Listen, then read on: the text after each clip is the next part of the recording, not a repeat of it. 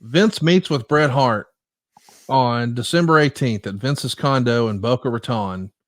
It's their first face-to-face conversation they had since Owen's funeral in 99. And Meltzer would say it was largely something that an intermediary suggested.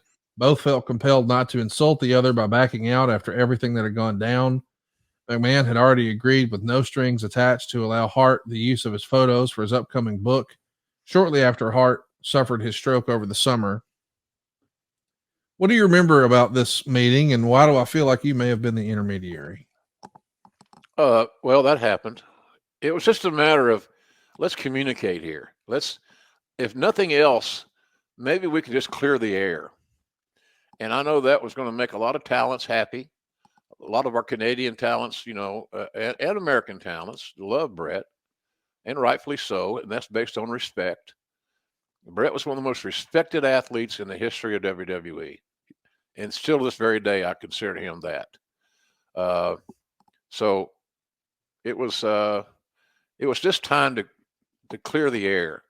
Both those guys that had great success working together, you don't foresee a stroke and things of that nature, but you never know. And so I was just happy that those two guys were willing to get together. A great location. I've been to that condo many times. Beautiful. Vince don't go anything but first class, and he's always got a plan. As evidence right now, I tried to keep up with that a little bit here lately with Vince's return to the WWE. I don't know where that's headed, but as I said to you before we started recording, for any of us to think that Vince McMahon, even at 77, I think he's 77, something like that. He's older than me, and of course, I'm old. So what the hell,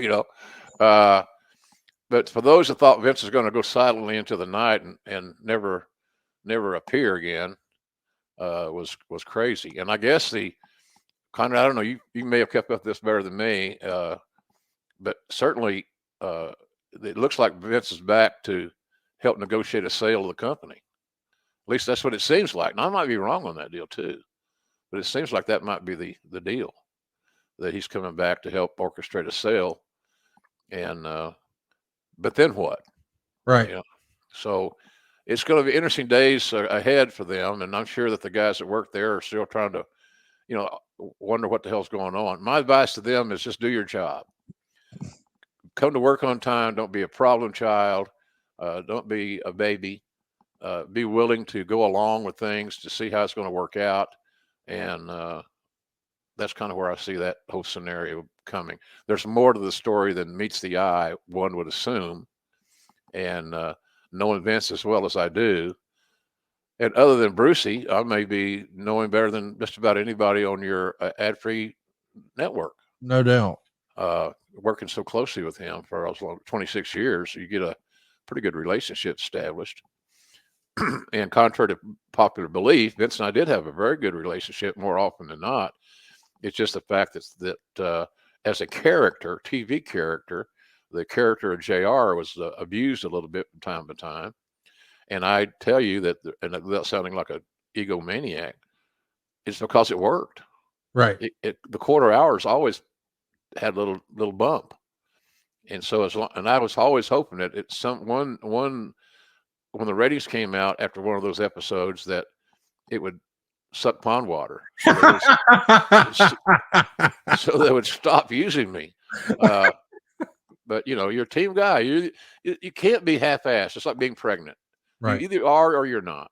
Yeah. So you're either a team player or you're not a team player. I always wanted to believe that I was a team player from start to finish, and I still have that mindset. I'm not going to change my philosophy, whatsoever.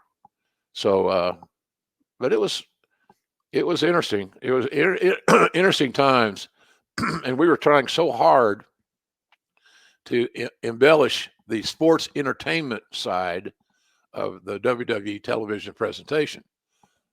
Pardon me. So that's what it was. And it was, I think we tried too hard to get we were trying to balance sizzle and steak. And I'm always a steak guy. And I think most fans are stake people. They want to see action and they want to see a compelling story. There's nothing more important in pro wrestling than the stories. A lot of guys you can hire that can do amazing things athletically, all the high flying stuff, the high risk stuff. There's a lot of talent. That's how they've been taught, and so many of them, unfortunately, believe that's the only way to go to get over. And it's far from the truth. It's not accurate. Storytelling is your money, and I just, we're just trying to come up with stories that people are going to be captivated by, and like and accept. So that's kind of where I see that, Connie. It was a unique time. We were trying to be too much Hollywood, I think, and not enough wrestling. What was the meeting like with Bret? Did you get a report back? I assume it's just the two of them. Yeah. That's how I suggested it, because you don't need an audience. You don't need an audience there to have a clear the air meeting, because then all of a sudden is this guy working me?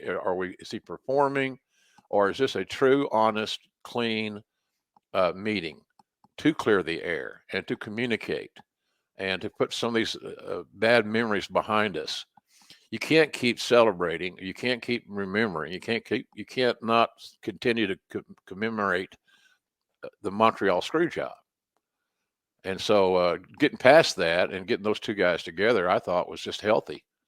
I thought it was healthy for both guys. And I do, and to this very day, I still believe that.